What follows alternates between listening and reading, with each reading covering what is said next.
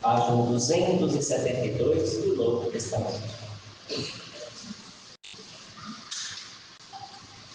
Vamos ler com a ajuda de Deus e aqui do Espírito Santo.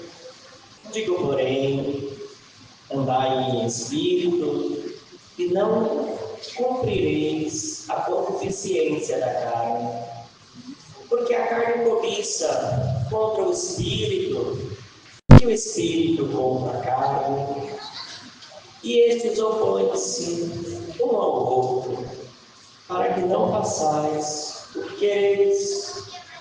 Mas, se sois guiados pelo Espírito, não estáis debaixo da lei. Porque as obras da carne são manifestas, aos quais são prostituição, impureza, lascívia, idolatria, feitiçarias, inimizades, porfias, emulações, iras, pelejas, dissensões, heresias, invejas, homicídios, bebedices, glutonarias e coisas semelhantes a estas, acerca das quais vos declaro, como já antes vos disse, que os que cometem tais coisas não herdarão o reino de Deus. Mas o fruto do Espírito é caridade, gozo, paz, longanimidade, benignidade, bondade, fé, mansidão, temperança. Contra estas coisas não há lei. E os que são em Cristo crucificaram a carne com as suas paixões e concupiscências. Se vivemos em espírito, andamos também em espírito. Não sejamos cobiçosos de vanglórias, irritando-nos uns aos outros, invejando-nos uns aos outros. Até aqui, irmãos. Glória a Deus. Assim, irmãos, essa epístola, essa carta que o apóstolo Paulo enviou aos irmãos que moravam lá na Galácia. Tinha um lugar, uma nação, em que era chamado Galácia. E o povo que morava lá na Galácia eram chamados de Gálatas. Assim como quem nasce aqui em Pederneiras, quem vive aqui em Pederneiras, é chamado de pederneirense. Quem nascia, quem morava na Galácia, eram chamados de Gálatas. E o apóstolo Paulo, ele mandava carta para esses irmãos lá na Galácia, para os Gálatas, orientando eles, passando enviado pelo Espírito Santo, algumas orientações, algumas falas, algumas coisas para ajudar na vida cristã. Aleluia, glória a Deus. Que muitas das vezes, se nós deixarmos levar para a nossa vida cotidiana e não nos atentarmos para as orientações do Espírito Santo, é possível de desviar os nossos caminhos para as coisas erradas. Mas sempre vem o Senhor nos alertando, nos orientando e falando: filho, filha minha, aleluia, faça assim, segue desse jeito, faça daquele outro jeito. E assim é o Senhor, porque Ele é o nosso Pai. E o Pai que ama os filhos sempre vai orientando, aleluia. O Pai, todos os pais, quando a criança está crescendo, que já começa a ter um pouco de autonomia, começa os pais a orientar: filho, toda vez que você for atravessar a rua, você antes de atravessar, você olha para um lado, olha para o outro, para ver se não está vindo carro, porque senão tem perigo de você sofrer um acidente. Aleluia, glória a Deus. E vai passando tantas orientações e vai indo. Assim é o nosso Deus.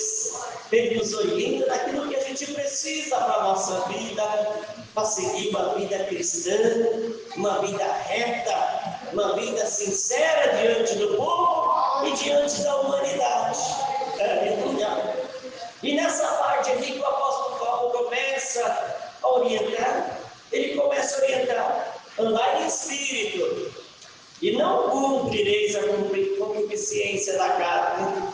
Então, olha, vocês estão numa vida carnal, mas a vida espiritual ainda está dentro de vocês. Aleluia, glória a Jesus.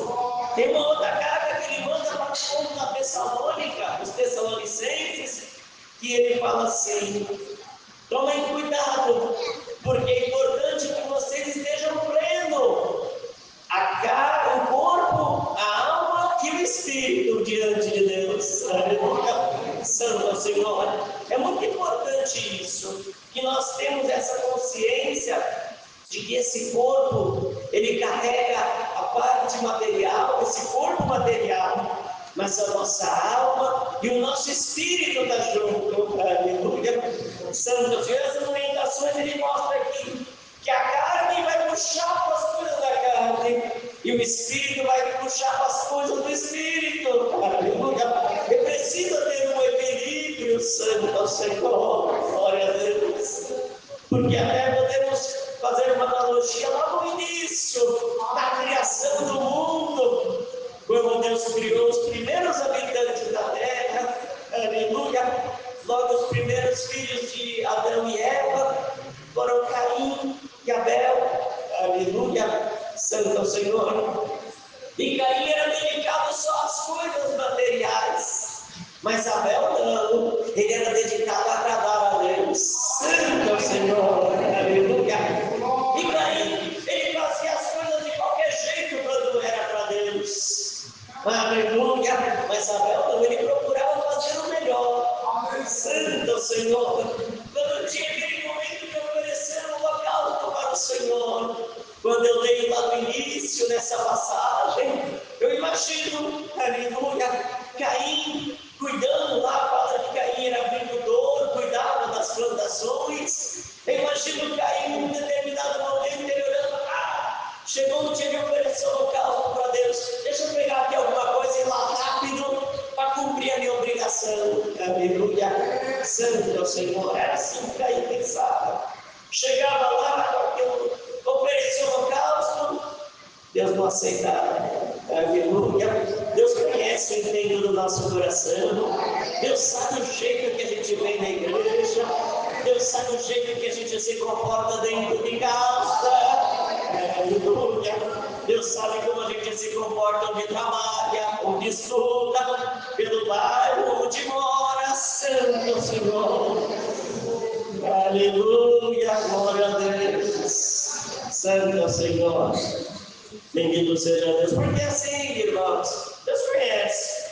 Caim foi lá e ofereceu. Deixa eu cumprir essa obrigação. Mas dentro do coração dele não estava reto com Deus. Mas Abel era diferente. Abel não via a hora de chegar aquele momento de oferecer o holocausto. Ele já preparava a ovelha. Ele ia lá oferecer com todo carinho, com todo amor. E o Senhor recebia aquela oferta de Abel. Aleluia. Santo Senhor. E Caim, observando que Deus não recebia a oferta dele, mas recebia a oferta de Abel, ele começou a deixar crescer dentro dele a ira, a raiva. Santo Senhor. Foi lá e matou seu próprio irmão Abel. Santo Senhor. Aleluia.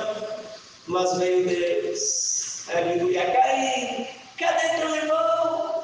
Ele já logo, aquele jeito arrogante dele: sou eu o guardador do meu irmão? Você sabe, aleluia, porque eu conheço todas as coisas, aleluia, e eu sei que você sabe onde está meu irmão, aleluia, e olha, o sangue dele clamou a mim desde a terra. Santo Senhor. E por que Deus mandou entrar nessa passagem lá no início? Senhor, a respeito dessa leitura, aleluia, porque nós podemos perceber e fazer uma comparação. Caim com a nossa carne, aleluia, e Abel com o nosso espírito, bendito seja o Senhor. Uma luta